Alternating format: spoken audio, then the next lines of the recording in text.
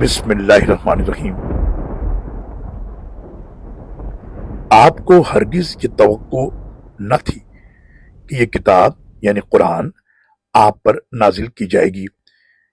یہ تو صرف اللہ کی مہربانی ہے، لہذا آپ ہرگز کفر کرنے والوں کے مددگار نہ بنیے، اور ایسا نہ ہو کہ آپ کی طرف اللہ کی آیات نازل ہونے کے بعد یہ کفر کرنے والے آپ کو اس پر عمل کرنے سے روک دیں، اور آپ انہیں اپنے رب کی طرف دعوت دیجیے اور شرک کرنے والوں میں شامل مت ہوئیے۔